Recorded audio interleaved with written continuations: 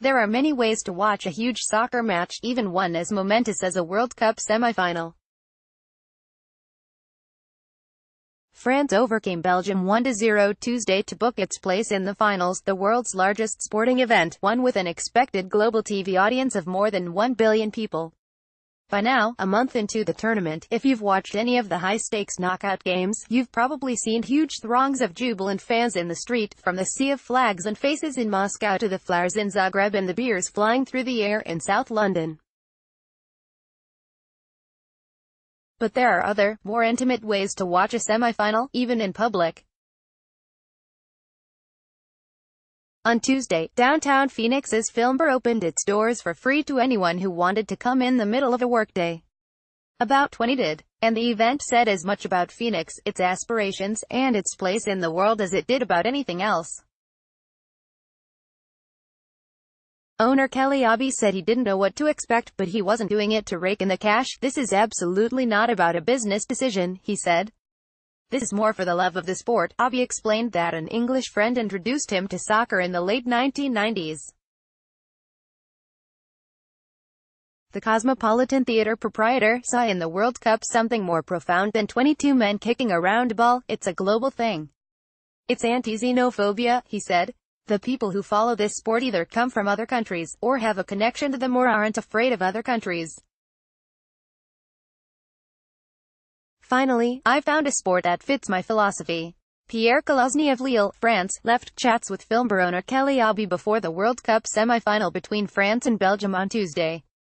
Sean Holstage, "It brings out the best in people, and we're reminded every 4 years that we are all in the same boat together," he added. "So it didn't matter whether one showed up and sat quietly, or 101 showed up and noisily packed the place. Instead, a tight knot of mostly French friends and family showed up." The first through the door was Pierre Kolozny, a 41-year-old who came from Lille in northern France, 10 miles from Belgium. He wore the French blue national shirt with one star above the crest of the cockerel. One star for one World Cup victory, the one on home soil in 1998. He came to Phoenix 7 years ago. There were Belgium fans, too, all locals, none Belgian. They liked the underdog story, the team that never reached a final. The game pitted two of the 3 best teams in the world.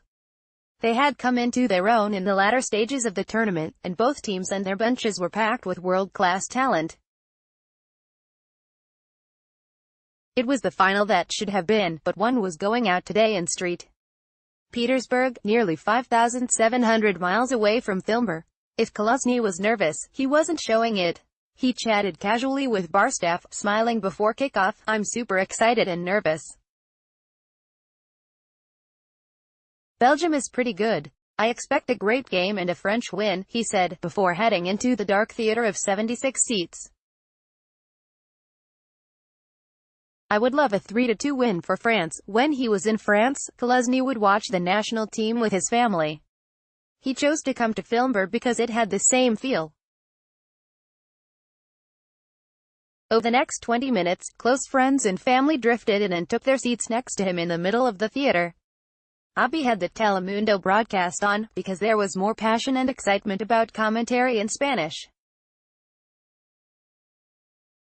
About 15 minutes in, he switched to the Fox presentation, because the patrons didn't understand Spanish.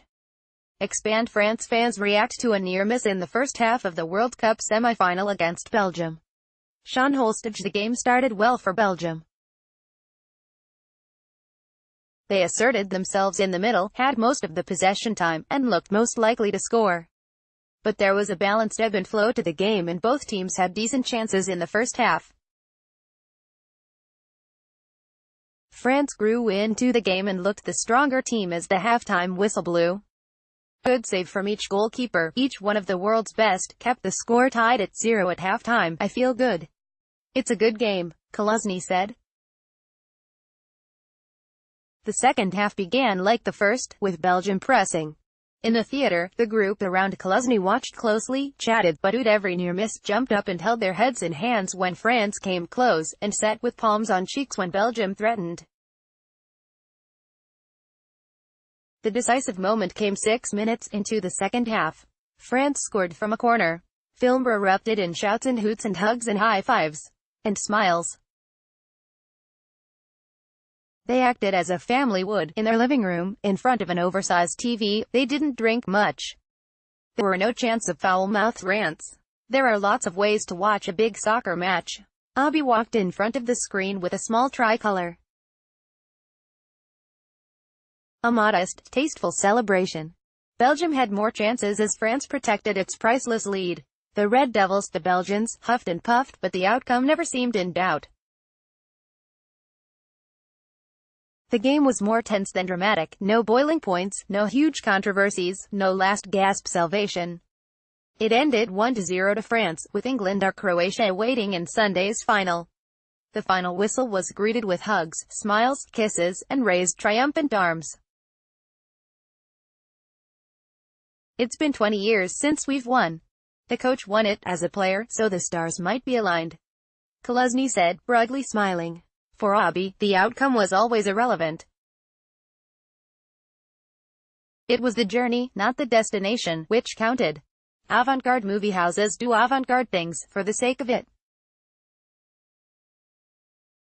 Around the time of the last World Cup, the 2014 tournament in Brazil, FIFA, the governing body of world soccer, which organizes the World Cups, released a history of the organization.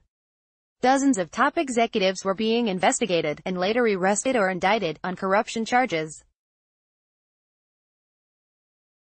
Much of that stemmed from how this year's tournament went to Russia and the next one, in 2020, to Qatar. The FBI led embarrassing public raids on FIFA. Inside the theater at FilmBar during Tuesday's World Cup semi-final between France and Belgium. Sean Holstage. That's when the film United Passions came out. Gerard Depardieu starred as FIFA's founder, supported by a strong cast, including Sam Neill and Tim Roth.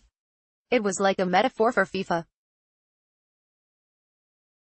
The embattled organization spent $32 million to produce the film. It grossed $200,000. It was pure propaganda, with laughably implausible or ironic lines, and became its own punchline for anybody who knew the real story. Just about every film critic harshly ridiculed it. FilmBar chose to run United Passions, along with one other theater in New York. Only one person watched the Phoenix screening. I knew it would be a train wreck. That's something we do at FilmBar, Abby said. It was a lark. The same instinct behind showing awful, cringe-worthy B-list horror or sci-fi films. It's a cultish thing to do, and part of FilmBar's natural, organic, unforced charm. You don't open a movie theater in 2007 with the intent of making a lot of money. I did it because I want to see more of this in this city. Abby said. We did it because we love culture and we did it to add some funky texture to our culture. You create the city you live in, so putting on a free admission airing of foreign sport for a game in the middle of a workday for 20 people makes complete sense. For 90 minutes, FilmBar became an island of culture, an intimate oasis from all the ugliness of the world outside the glass door. There are many ways to watch a World Cup semi-final. FilmBar is showing the Croatia-England game on Wednesday, July 11th. Admission is free. Kickoff is at 11 a.m. local time. On Sunday, FilmBar shows the final, which starts at 8 a.m. local time. Admission is $10, and half the seats have been sold.